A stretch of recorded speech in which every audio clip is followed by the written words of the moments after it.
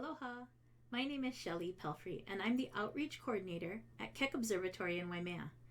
On today's MKO at Home video, we're going to talk about the seasons and why we have them. I'm not talking about seasonings like salt and pepper, but seasons of the year like spring, summer, fall, and winter. Hawaii is a very unique place, and we don't have 4 strong seasons like they do in other parts of the world. There are really only 2 seasons in Hawaii. Kau, the hotter or drier season from May to October, and Ho'oilo, the cooler, wetter season from November to April. So before calendars, Hawaiians mark the months by the appearance of different stars and constellations in the eastern sky at sunset. Kau, the summer months, start with Hokulea rising in the east after sunset, and Ho'oilo starts with Makali'i, or the Pleiades, the 7 sisters, rising in the eastern sky. But back to our question, why do we have seasons? To answer this, we have to zoom way out and start with a top-down look at the Earth's orbit around the Sun. Oh, by the way, everything you see in this video isn't to the correct scale.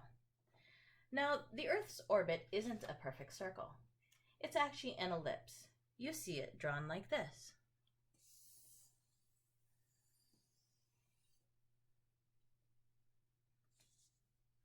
Lots of people think, hey, this must be why we have seasons.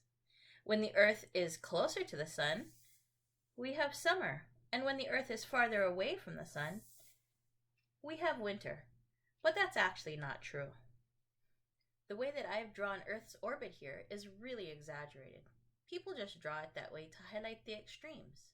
In actuality, there's a relatively small difference between the Earth's closest and furthest points from the Sun.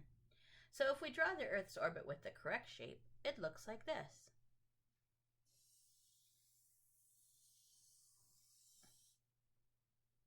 It's not quite a perfect circle, but it's pretty close.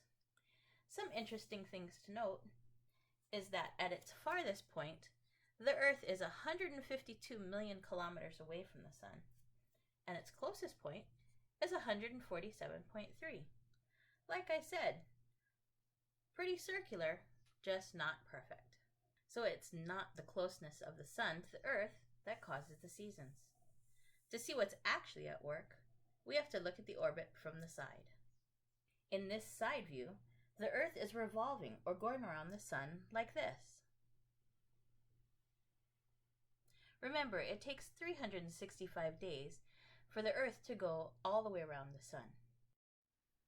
And at the same time, the Earth is rotating on its axis once every day.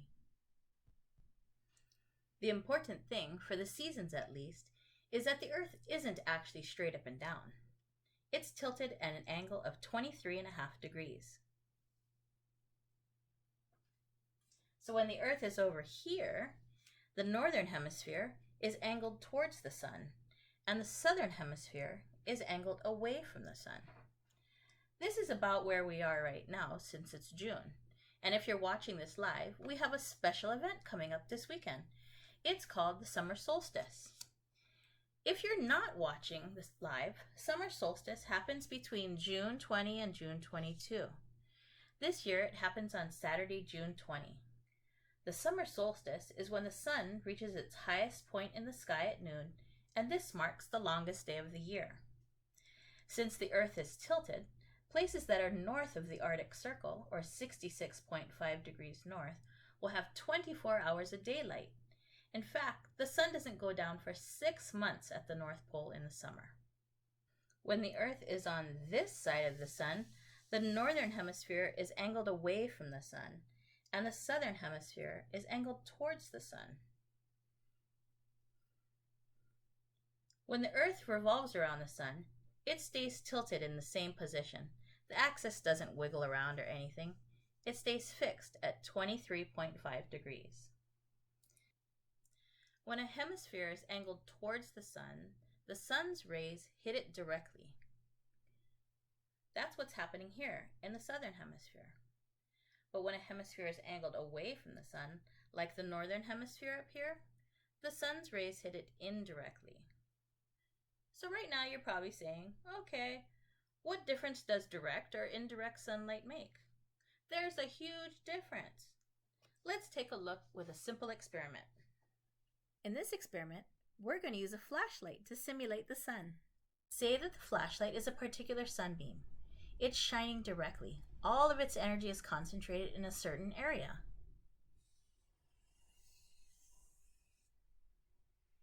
But if the sunbeam is shining indirectly, the area is larger. This means that the same amount of energy is spread over a larger area. So in a particular point on the paper, it feels cooler in the indirect sunbeam than in the direct sunbeam. And the more indirect the sunbeam, the larger the area.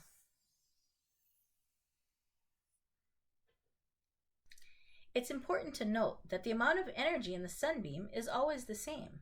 It's not changing. However, if it's spread over a larger area, we feel it less. Let's take a look at what this means for the Earth. Here we have a globe that's angled at about 23.5 degrees. It's June, so the northern hemisphere is angled towards the sun. If we shine a flashlight on the northern hemisphere, we see it illuminates a certain area. But if we move the flashlight to shine on the southern hemisphere, we see that illuminates a larger area, just like we talked about. So let's put it all together. When the northern hemisphere is tilted towards the sun, it's receiving direct sunlight. It feels warmer, which means that it's summer here. Southern hemisphere is receiving indirect sunlight, which means it feels cooler. That makes it winter. 6 months later, when the Earth is on the other side of the sun, the southern hemisphere is receiving direct sunlight, so it's summer there. And the northern hemisphere is receiving indirect sunlight, so it's winter. And now you know the reason for the seasons. It's not how close the Earth is to the sun that matters. It's because of the tilt of the Earth.